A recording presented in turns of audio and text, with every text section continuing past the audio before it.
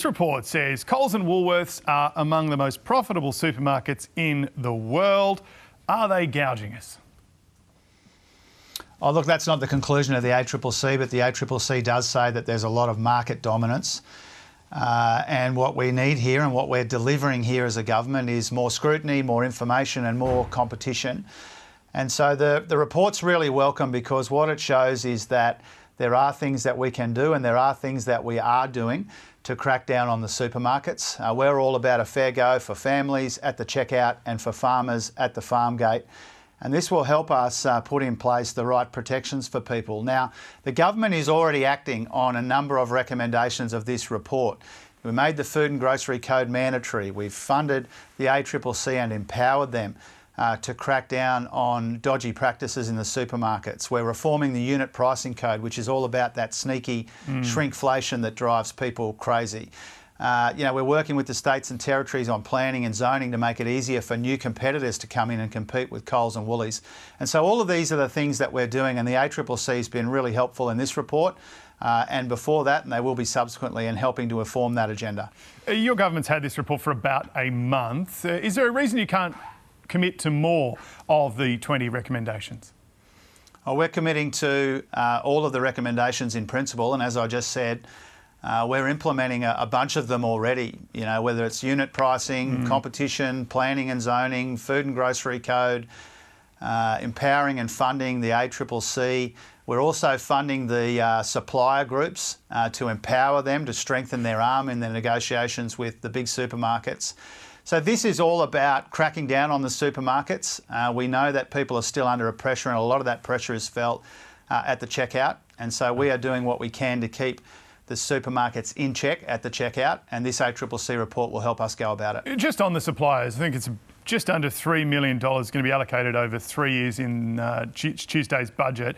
Do you think the industry will be satisfied with that? Because some have said that they need a lot more to ensure that they can negotiate fair terms for their produce.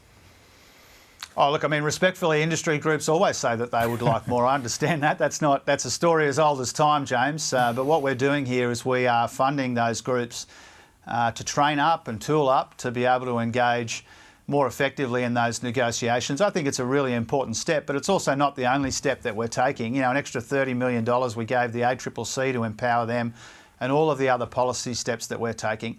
We are cracking down on the supermarkets because we know that there is market dominance. We know that people are under pressure. That's why the budget's going to be about the cost of living, and it's also why we accept in principle all of these recommendations of the ACCC's work. The Nationals and the Greens have been pushing for a breakup of the big supermarkets to increase competition. That's not a recommendation of this report.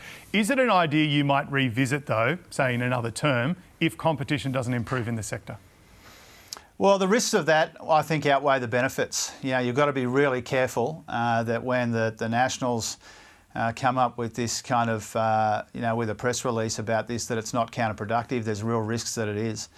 And the ACCC's handed down a 441-page report, and not on any of those pages does it support the divestiture powers which are being proposed by our political opponents. So sorry to jump in there. I mean, why would the risks outweigh the benefits? Can you spell that out for us? Well, for example, if you make one of the big chains sell in a community, there's a risk that it's just snapped up by the other big player in the supermarket sector, and that would be counterproductive. Or if it chases supermarket options out of town in regional communities, it's got hairs all over it, frankly.